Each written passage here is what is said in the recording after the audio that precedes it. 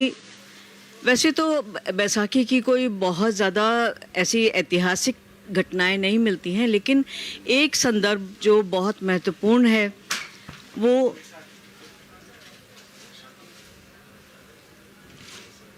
वो है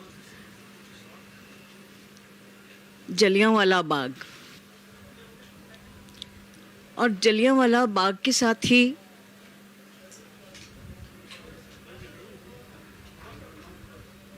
अभी पंचामृत से स्नान देवताओं का चल रहा है। शीश चंद भगवान जो गुरु नानक देव के बड़े पुत्र माने जाते हैं, वो बड़ा अखाड़ा उदासीन के आचार्य हैं, गुरु हैं, इष्ट हैं। विधिवत पूरी विधि के साथ स्नान, प्रेम पूर्वक पूरी श्रद्धा के साथ महेश्वर दास जी, दुर्गा दास जी और हरि चेतनानंद जी, नया अखाड़ा उदासीन हर की पैड़ी पहुंचने के लिए निकल चुका है। शंकराचार्य चौक से होते हुए नया अखाड़ा उदासीन, उनके मंडलेश्वरों की झांकियाँ, उनके मंडलेश्वरों की पालकियाँ पथ पर हैं और चारों तरफ श्रद्धालु जो एक बार अपने संतों का दर्शन करने के लिए आतुर हैं। अभी प्रतीक्षा है यहाँ बड़े अखाड़े के स्नान के लिए। जब तक देवताओं का स्नान नहीं हो जाएगा तब तक कोई भी स्नान नहीं करेगा। श्री महंत महेश्वर दास जी, उनके साथ कार्शनी गुरु भी हैं, लगातार स्नान की प्रतीक्षा और गुरु के प्रति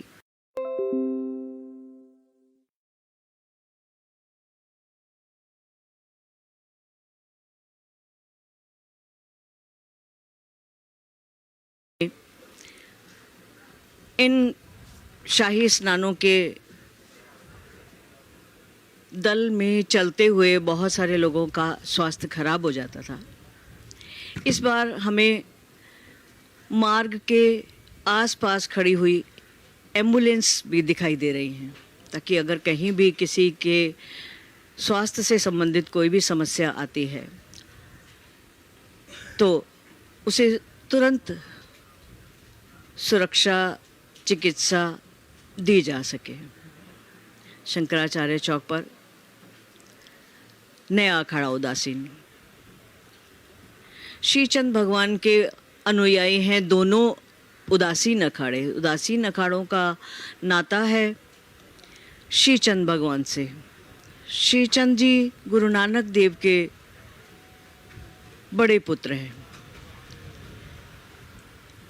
दोनों अखाड़े कभी एक ही हुआ करते थे, लेकिन समय के चलते कालांतर में दो भागों में विभाजित हुए।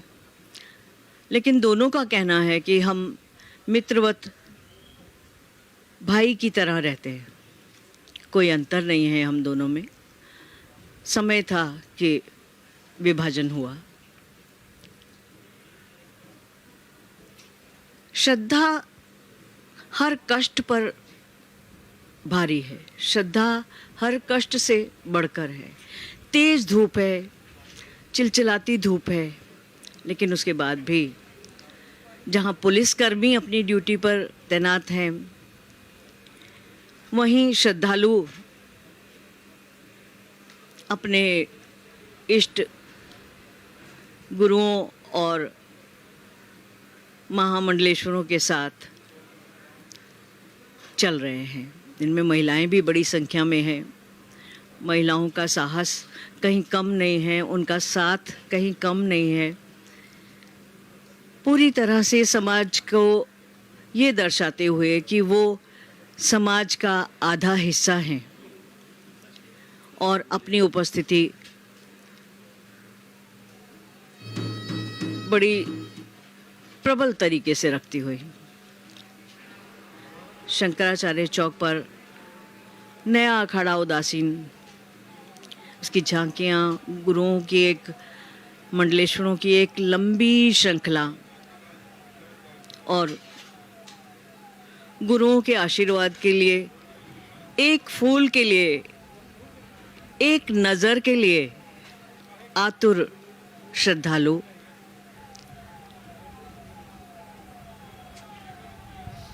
आज सन्यासी अखाड़ों का ये अंतिम स्नान है। 3 स्नान, शाही स्नान सन्यासी अखाड़े आज कर चुके हैं, आज ये तीसरा स्नान है। लेकिन एक अंतिम स्नान, बैरागी अखाड़ों का स्नान अभी बाकी है, जो 27 अप्रैल को होगा। और आज के इस स्नान के बाद एक परंपरा होती है सन्यासी अखाड़ों की, जिसे कहते हैं दही पकौड़ा, कड़ी पकौड़ा। आज लौटने के बाद कल बहुत सारी परंपराओं के साथ, बहुत सारे विधियों के साथ धर्म ध्वजा ढीली करने का क्रम चलेगा। धर्म ध्वजा ढीली करने का भी एक बहुत बड़ा अवसर होता है, एक बहुत बड़ा ऐसा मौका होता है जब सब लोग उसमें शामिल होना चाहते हैं। धर्म ध्वजा के सबसे ऊपर शिखर पर मोर पंख और जो ध्वजा होती है उसके चारों तरफ लाल कपड़ा बांधा जाता है, जिससे उसका एक टुकड़ा, एक अंश पा लेने के लिए, उसको संभाल के रखने के लिए आतुर रहते हैं गृहस्थ, श्रद्धालु, भक्त। लूट मचती है उस लाल कपड़े और मोरपंखी की। मोरपंख को वो 12 वर्षों तक संभाल के रखा जाता है, अपने परिवार के कल्याण के लिए, अपने परिवार के शुभ के लिए, मंगल के लिए और खुशी वृद्धि के लिए। कुंभ अपने परवान पर है और संतों का ये दर्शन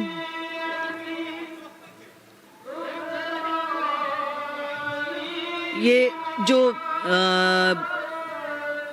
काले वस्त्रों में संत दिखाई दे रहे हैं, इन संतों को भभूतीय संत कहा जाता है। 2 प्रकार के संत माने जाते हैं उदासीन अखाड़ों में। जो काले वस्त्र धारण करते हैं वो भभूतीय संत, और जो गेरुए वस्त्र धारण करते हैं वो दर्शनीय संत। कार्षणी गुरु गंगा का दुग्धाभिषेक करते हुए, और अभी श्रीचंद भगवान का स्नान क्रम विधिवत वैदिक विधि से पंचामृत से उनका स्नान करते हुए लगातार अभी नया अखाड़ा और बड़ा अखाड़ा का ये क्रम जारी है।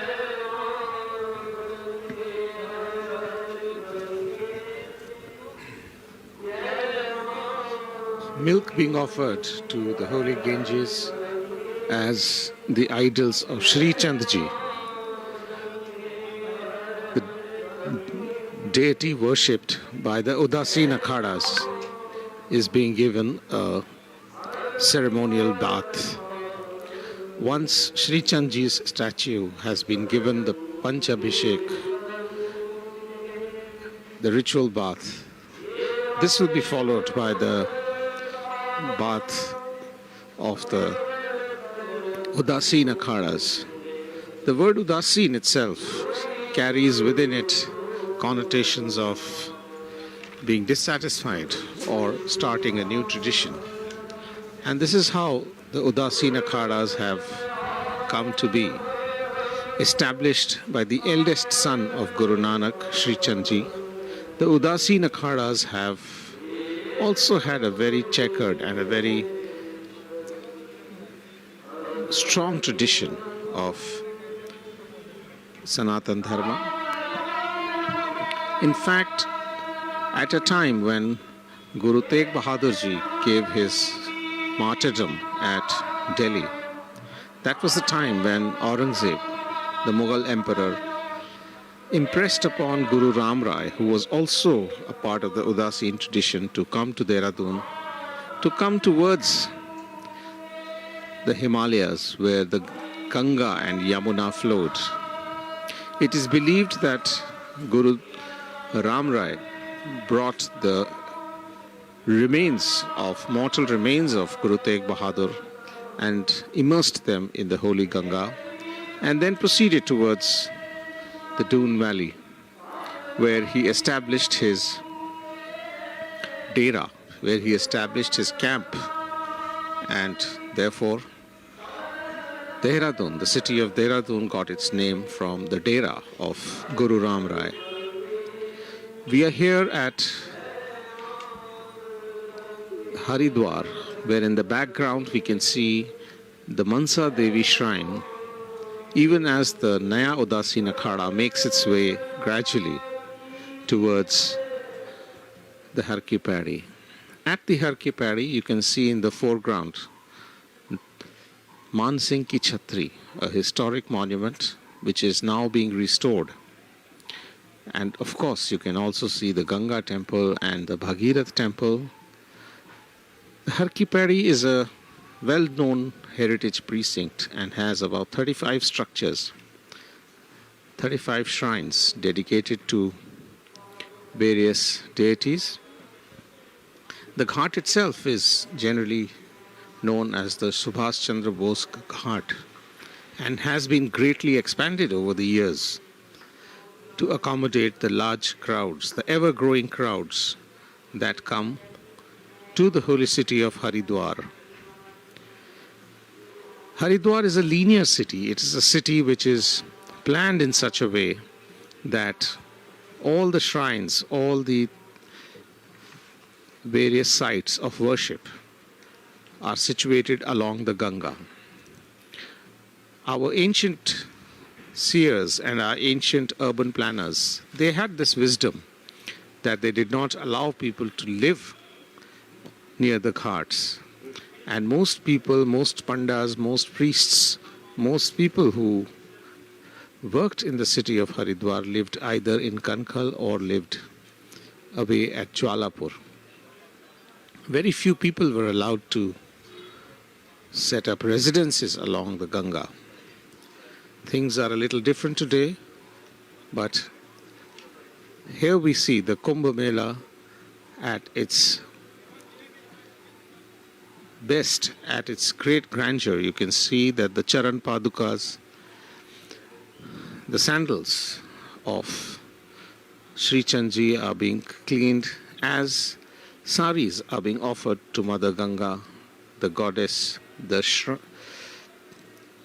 one and only worshipped at this place, at the holy site of Haridwar. The saris being offered are a very special offering to Mother Ganga. Mother Ganga is so revered in the Sanatan tradition because the river, the holy river, had the luxury, had the opportunity to flow through the heavens, but chose for the good of humanity, for the benefit of the human race, to come to the earth and to flow and give life and sustenance to humanity throughout the subcontinent of South Asia. Because the river decided to serve humanity, humanity must also serve the river and must also make offerings to it. As we witness the Naya Udasin Akhada proceeding towards the Har Ki Paidi, one can see a vast ocean of humanity making their way slowly, making their way gradually towards the ghats of Har Ki Paidi.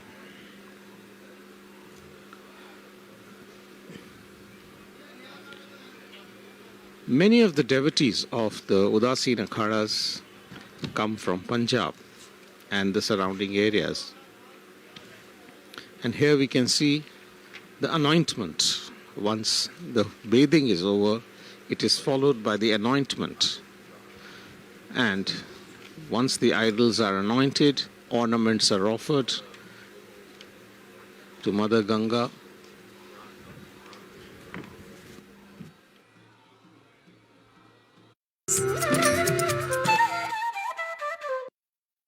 पतित पावनी मां गंगा के तट पर शुरू हो गया है हरिद्वार महाकुंभ। आस्था और विश्वास के सबसे बड़े मेले में कोविड-19 से हमेशा सतर्क और सावधान रहकर ही हम इसे एक अविस्मरणीय अवसर बना सकते हैं। महाकुंभ हरिद्वार आने वालों के लिए आश्रम, होटल, धर्मशालाओं और रैन बसेरों में सुरक्षित प्रवास हेतु समुचित साफ सफाई और सैनिटाइजेशन के इंतजाम किए गए हैं। उत्तराखंड सरकार सभी श्रद्धालुओं को रखना चाहती है स्वस्थ और सुरक्षित। आपसे भी है अनुरोध, सैनिटाइजेशन, मास्क का रखकर ध्यान, निभाएं परंपरा और करें महाकुंभ का पावन स्नान। प्रधानमंत्री नरेंद्र मोदी और मुख्यमंत्री तीरथ सिंह रावत का ये है प्रयास। निभे सदियों की सनातन परंपरा, संग सुरक्षा और विश्वास। आज पूरा विश्व कोविड-19 की लहर का सामना कर रहा है और इस लड़ाई में बचाव तथा सावधानी ही मुख्य हथियार है। कोरोना से बचने के लिए घर से बाहर निकलते समय चेहरे पर मास्क जरूरी है। समय समय पर हाथों को अच्छी तरह से धोएं। हमेशा 2 गज की दूरी का ध्यान रखें। उत्तराखंड सरकार आपकी सुरक्षा और सुखद स्वास्थ्य के लिए प्रतिबद्ध है। अपनी बारी आने पर कोविड-19 का टीका जरूर लगवाएं। ये पूरी तरह से सुरक्षित है। दवाई भी, कड़ाई भी। यही संकल्प हमें कोरोना से जीतने में सहायक होगा। सूचना एवं लोक संपर्क विभाग द्वारा जनहित में जारी। हरिद्वार में सजा है महाकुंभ 2021 का मेला। सदी की सबसे बड़ी चुनौती कोविड के बीच उत्तराखंड सरकार का है ये प्रयास कि श्रद्धालुओं और संतों को मिले स्वच्छ, सुंदर और सुरक्षित कुंभ का दिव्य एहसास। श्रद्धा और विश्वास के संग खुद की सुरक्षा का आपको रखना है ख्याल। अस्पताल, निगरानी, जांच और सतर्कता के संग हमेशा मास्क लगाकर, सावधानी बरतकर आपको निभानी है आस्था। मुख्यमंत्री तीरथ सिंह रावत के मार्गदर्शन में मेला प्रशासन, कोविड मैनेजमेंट टीमें, डॉक्टर और सेवा कर्मी सभी हैं मुस्तैद। महाकुंभ मेले को बनाना है सुंदर और सुरक्षित। यही है हमारी कोशिश। कोविड से रहकर सावधान, सफल बनाएं गंगा स्नान।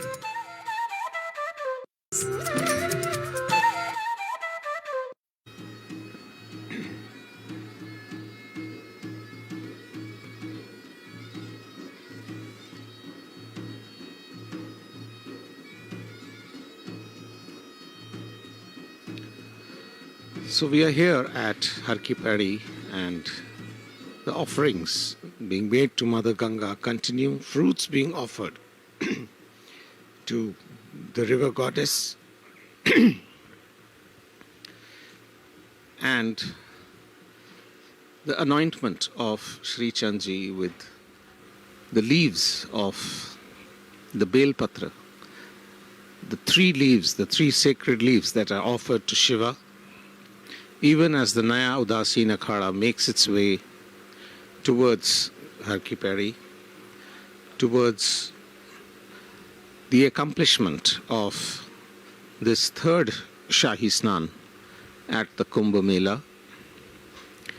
One can see the anticipation on the faces of the sadhus waiting for the signal that they can now enter the river and bathe once the offerings to the river are complete. The Mansa Devi Shrine, one of the Shakti Peeths in Haridwar, located on the Bilva Parvat, surrounded by forests of the Rajaji National Park, and a bird's eye view from Mansa Devi of the ghats at Har Ki Paidi, one of the most sacred places known to Hinduism. one can see the vast extent of the forests all around, where elephants, tigers roam free, located in the Shivalik hills. And here we can see the worship of the river with the fire, the arati, which is usually the final ritual, and the arati being offered to all humanity, to the river, to the deities. The arati is usually the final ritual before the bathing can begin, and everyone in anticipation for the bath, the Kumbha bath of the idols and of the sadhus to happen in just a few moments from now.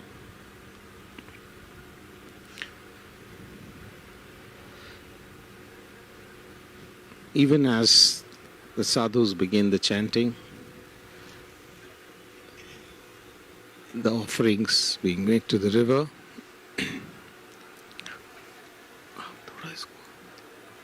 and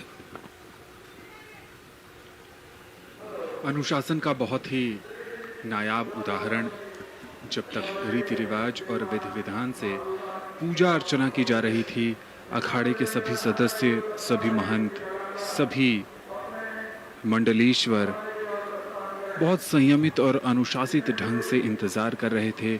और अब जब विधान पूरा हो गया, पूजा अर्चना की समाप्ति हुई, उसके बाद अब डुबकी लगाई जा रही है। कई संस्कृतियों का संगम, कई धर्मों का संगम, कई भाषाओं का संगम इस कुंभ में देखने को मिल रहा है। अपने इष्ट को सबसे ऊपर अपने सर पर उठाए, उनको पूरा सम्मान देते हुए, उनको पूरा तवज्जो देते हुए उनकी डुबकी भी लगाई जा रही है। तो अपने सर के ऊपर रखकर, ये एक तरीके का समर्पण है अपने आराध्य के प्रति।